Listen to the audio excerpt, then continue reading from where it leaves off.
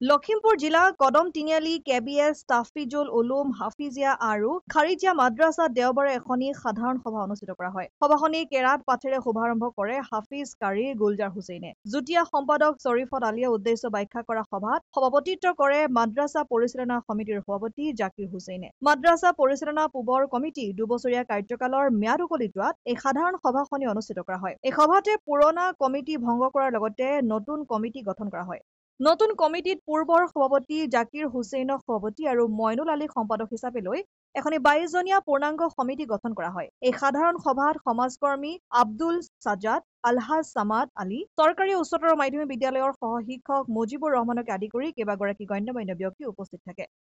আমি কদম তিনিআলিত 2008 চনতে প্ৰতিষ্ঠা হোৱা কেবিএছ তাফিজুল উলুম হাফিজিয়া এণ্ড খাৰিজিয়া মাদ্ৰাছাৰ আজি আমাৰ যিখন সমিতি আছিলে এই সমিতিখনৰ 3টা বছৰৰ কাৰ্যকাল উকলি গ'ল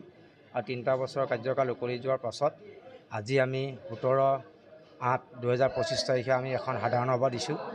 আৰু এই সাধাৰণ সভাখনতে আমাৰ লখিমপুৰ জিলাৰ বিভিন্ন ধৰণৰ ইছলামিক প্ৰতিষ্ঠানৰ লগত জড়িত আমাৰ গণ্যমান্য ব্যক্তি আমাৰ মাজত আহি উপস্থিত হৈছেই। আমাৰ সেই সভাখনত থাকি আমাক বিভিন্ন ধৰণৰ দিহা পৰামৰ্শ দিলে আৰু তেখেতসকলৰ অকল এয়ে নহয়, এই মাদ্ৰাছাখনৰ বিভিন্ন ধৰণৰ আৰ্থিক অৱস্থা ভাল হ'ব। তেখেতসকলে আমাক গোটেই বছৰটোৰ ভিতৰত যেনেদৰে আমাক সহায় সহযোগ কৰিব লাগে আৰ্থিকভাৱে লখিমপুৰ তেখেতসকলেও আমাক যথেষ্টখিনি সহায় সহযোগ আগবঢ়াইছে আৰু ইয়াৰ লগতে আমাৰ এই মাদ্ৰাছাখনৰ লখিমপুৰ জিলাৰ বিভিন্ন ধৰণৰ ইছলামধৰ্মী ৰাইজে আমাক মাদ্ৰাছাখনৰ ওপৰত আৰ্থিকভাৱে যি সহায় সহযোগিতা আমাক আগবঢ়ালে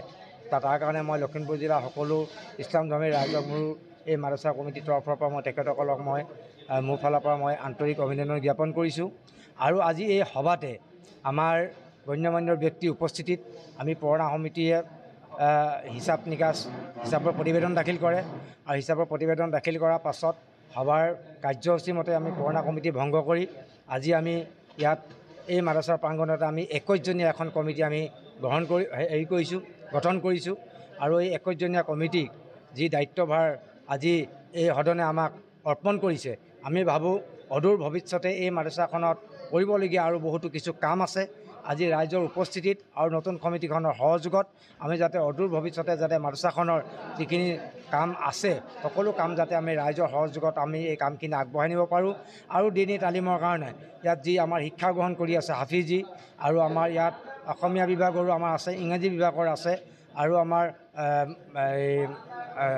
খাৰিজি আমাৰ যিটো বিভাগ আছে সকলো বিভাগতে যাতে আমি এই ছাত্ৰবিলাকক যাতে পঢ়ুৱাই যাতে আমি এই মাদ্ৰাছাখনৰ পৰাই যাতে এটা সুনাম কঢ়িয়াব পাৰোঁ আৰু এই মাদ্ৰাছাখনৰ পৰাই আমি যাতে 2026 চনত আমি যাতে হাফিজ কাৰী ইয়াৰ পৰা উলিয়াই যাতে আমি পাগুৰি প্ৰদান কৰিব পাৰোঁ তাৰ কাৰণে আমাৰ এইখন কমিটিয়ে যিমান দূৰ সম্ভৱ যথেষ্টখিনি চেষ্টা আমাৰ কৰিব। তেখেতসকলৰ সহায় সহযোগিতা আমাক আগবঢ়াব। শিক্ষা দীক্ষাৰ ক্ষেত্ৰতো আমাৰ কদমৰ মাদ্ৰাছাখন একেবাৰে পিছ পৰি থকা নাই। আমাৰ এই 2008 চনৰ পৰা আজি তাৰিখলৈকে আমাৰ এই মাদ্ৰাছাৰ পৰাই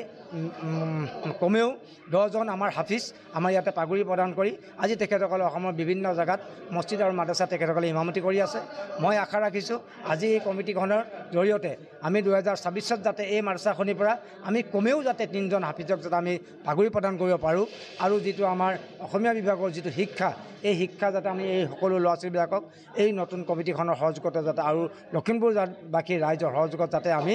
উন্নত মানৰ যাতে শিক্ষা যাতে আমি ইয়াত প্ৰদান কৰিব পাৰোঁ তাৰ বাবে মই সকলোকে মোৰ ফালৰ পৰা মই আন্তৰিক অভিনন্দন আৰু সহায় সহযোগিতা মই আগবঢ়াইছোঁ। লখিমপুৰৰ পৰা ৰাহানুদ্দিন আহমেদৰ ৰিপৰ্ট, অসম আদিত্য।